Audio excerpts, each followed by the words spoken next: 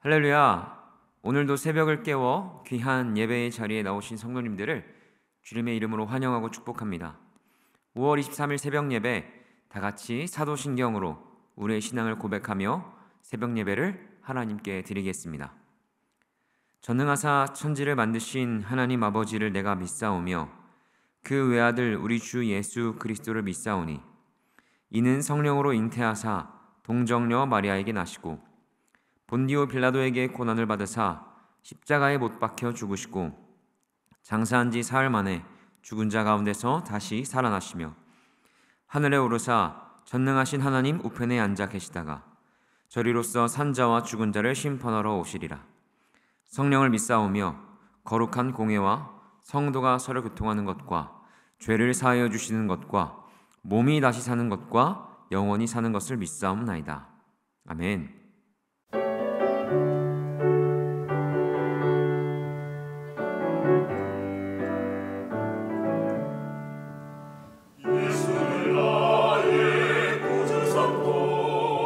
성령과 피로서 거듭나니 이 세상에서 내 영혼이 하늘의 영광 누리로다.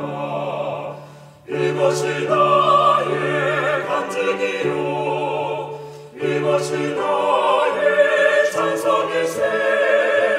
나 사는 동안 끊임없이 구주를 찬송하리로다. 온전히 주께 맡긴대요. 사랑의 음성을 듣는 중에 천사들 왕래하는 곳과 하늘의 영광 보리로다. 이것이 나의 간증이요 이것이 나의 찬송일세. 나 사는 동안 끊임없이 구주를 찬송하리로다. 주 안에 기쁨 누림으로 마음의 풍랑이 잔잔하니 세상과 나는 강분 없고 고속한 주만 보이노라. 이것이 나의 간증이요 이것이 나의 찬송일세. 나 사는 동안 끊임없이 구주를 찬송하리로다. 오늘 우리에게 주시는 하나님의 말씀은 빌립보서 1장 1절부터 11절의 말씀입니다. 제가 봉독하겠습니다. 그리스도 예수의 종 바울과 디모데는 그리스도 예수 안에서 빌립보에 사는 모든 성도와 또한 감독들과 집사들에게 편지하노니 하나님 우리 아버지와 주 예수 그리스도로부터 은혜와 평강이 너희에게 있을지어다. 내가 너희를 생각할 때마다 나의 하나님께 감사하며 간구할 때마다 너희 무리를 위하여 기쁨으로 항상 간구함은 너희가 첫날부터 이제까지 복음을 위한 일에 참여하고 있기 때문이라. 너희 안에서 착한 일을 시작하신 이가 그리스도 예수의 날까지 이루실 줄을 우리는 확신하노라.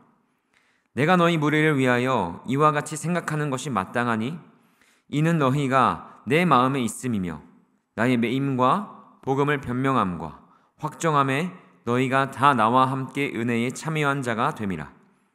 내가 예수 그리스도의 심장으로 너희 무리를 얼마나 사모하는지 하나님이 내 증인이시니라.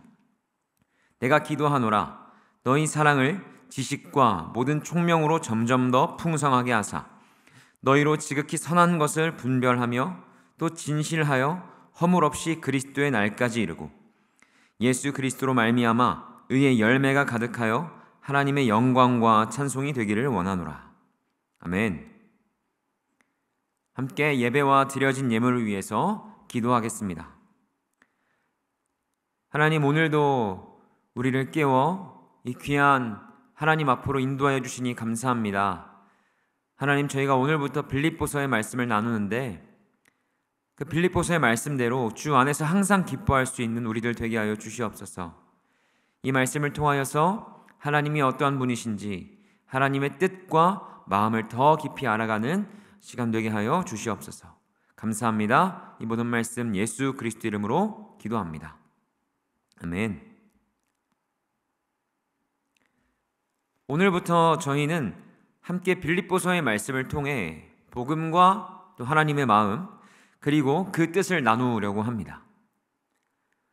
빌립보서의 주제와도 같은 말씀이 무엇이죠? 주 안에서 항상 기뻐하라 라는 그 말씀이죠. 그래서 이 빌립보서의 말씀을 읽고 묵상하며 이 바울의 권면처럼 주 안에서 빼앗길 수 없는 그 기쁨을 누리시는 저와 여러분 되길 주님의 이름으로 축복합니다. 이 빌립보서를 읽는 동안, 이 빌립보서를 함께 나누는 동안 그 기쁨이 우리 가운데 충만하시길 원해요. 그런데 이 빌립보서가 쓰인 배경을 보면 도저히 기뻐할 수가 없는 상황이었어요. 바울은 3차 전도 여행을 마친 후에 예루살렘에 도착하여 전도 여행 가운데 성령님의 역사와 복음의 열매들을 함께 나누었습니다. 그런데 그때 이방인을 성전 안으로 데리고 들어갔다는 거짓 고소를 당하게 되죠. 그로 인해 바울은 예루살렘 가이사랴 감옥을 거쳐 로마까지 끌려가 구금되게 됩니다. 그때 바로 로마의 감옥에 갇혀 있을 때에 기록한 편지가 바로 빌립보서예요. 예수님과 교회를 박해하던 사울이 다메섹으로 가던 도중에 빛으로 임하신 예수님을 만나서 세상에 대하여 눈이 감기고 예수님에 대하여 눈이 떠진 이후 바울은 예수님께 매여서 전도 여행을 떠나게 됩니다. 1차 전도 여행에서 바울은 아시아 지역을 두루 다니면서 복음을 전하였고 2차 전도 여행도 역시 아시아 지역을 돌면서 세웠던 교회들을 좀 돌아보고 계획적으로 전도 여행을 하려고 했던 것으로 보입니다. 그러나 그때 주님께서 환상 가운데 마게도냐 사람을 보이시면서 아시아로 가고자 했던 길을 막으시고 마게도냐로 바울을 이끌어 가시죠. 바로 그때 유럽의 첫 발을 내디뎌 도착한 첫 번째 도시가 바로 빌립보입니다. 그래서 빌립보에 도착한 바울은 기도할 곳이 없어서 찾다가 강가에 나가게 되고 그때 기도하는 중에 자주장사 루디아를 만나게 되잖아요. 그래서 루디아의 집에 유숙하면서 복음을 전하고 세례를 주게 됩니다. 그래서 많은 학자들은 이 부자였던 루디아의 집에서 빌립보 교회가 시작됐을 거라고 이야기해요. 유럽의 첫 교회가 2차 전도여행의 첫 교회가 빌립보에 세워지게 된 것입니다. 그러니까 주님께서 막으시고 보내신 곳이었기 때문에 순탄하게 2차 전도여행이 시작되는 것 같았어요. 그런데 다들 잘 아시다시피 어떤 일이 일어납니까? 바울이 귀신 들린 여종, 그 귀찮게 하는 그 귀신 들린 여종을 하나 고쳤더니 점으로 돈을 벌던 이들이 바울을 고소하기에 이르잖아요. 그래서 그게 문제가 되어서 붙잡히고 두드려 맞고 감옥에 갇히게 됩니다. 그러나 그때 너무 유명한 그 이야기, 바울과 실라가 기도하고 찬양을 하니까 모든 감옥의 문이 열리게 되고 죄수들이 막 도망을 갑니다. 근데 그것을 보자 간수가 자결하려고 해요.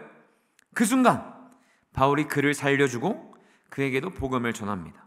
그리고 그의 집에 가서 그 유명한 말씀, 주 예수를 믿으라, 그리하면 너와 내 집이 구원을 받으리라, 그 말씀을 하게 되잖아요.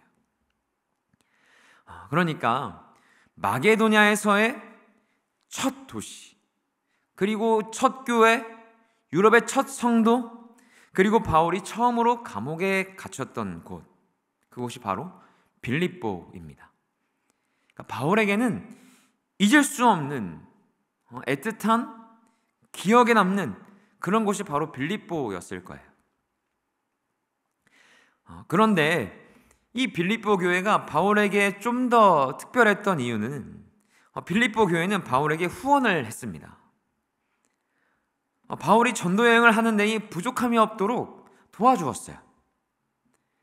후원을 했다는 것은 그저 물질적인 어떤 도움뿐만이 아니라 그를 사도로 인정해 준다는 이야기이고, 또 그가 복음을 전하는 일에 동참하겠다는 의미잖아요. 그래서 빌립보서 4장을 보면 바울은 빌립보 성도들에게 감사를 전하고 있는데, 그 내용을 보니 마게도냐를 떠날 때에도, 그리고 떠나 있을 때에도 빌립보 교회는 바울을 향해서 그가 필요한 것들을 보내준 것 같아요. 그러니까 바울을 응원하고 바울을 지지하고 신뢰하며 도와주었던 곳이 바로 빌립보 교회였습니다. 그러니까 바울의 전도 여행 다 아시잖아요. 매맞고 힘들고 불편하고, 그리고 얼마나 힘들었겠습니까? 얼마나 가난하게 살았겠어요? 그런데 그런 바울에게 그 빌립보 교회의 후원은 얼마나 든든하고 얼마나 격려와 위로가 됐겠습니까? 그러던 어느 날 빌립보 교회 성도들에게 바울이 3차 전도 여행을 마치고 예루살렘에 갔는데 잡혔다는 소식이 들리는 거예요. 그 소식을 들었을 때, 감옥에 갇혔다는 소식을 들었을 때 빌립보 교회 성도들은 어떤 생각을 했을까요?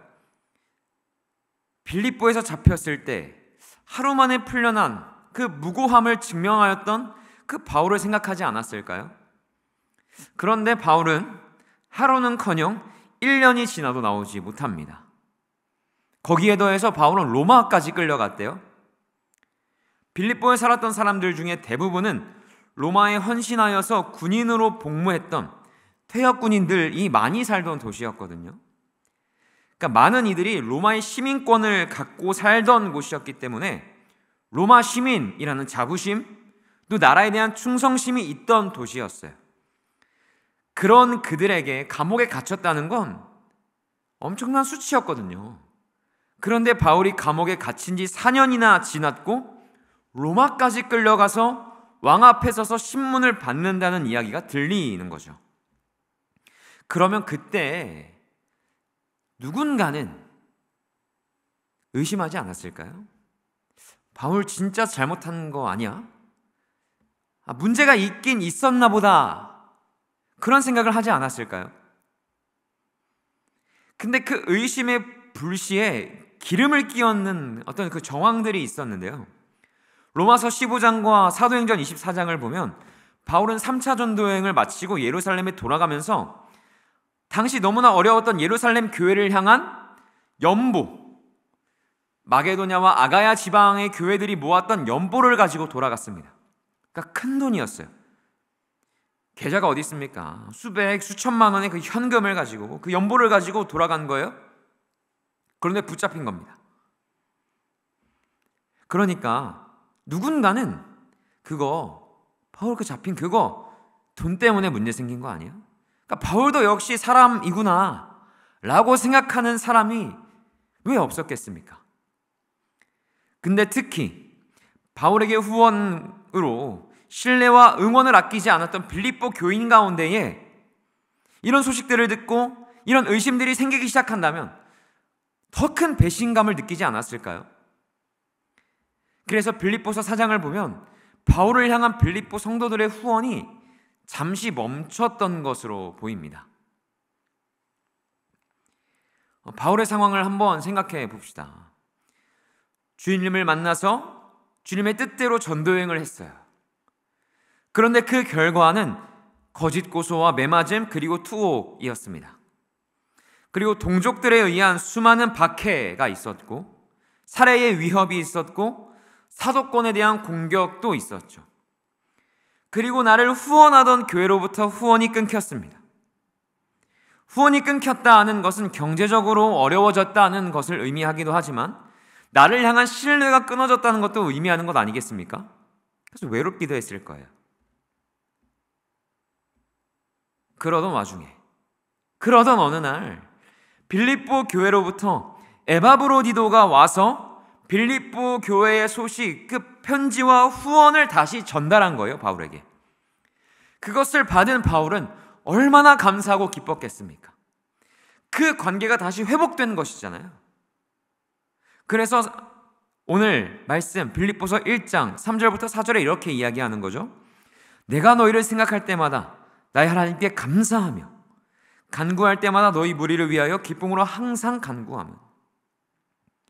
바로 그 기쁨, 감사를 가지고 빌립보서를 바울은 기록한 것이죠.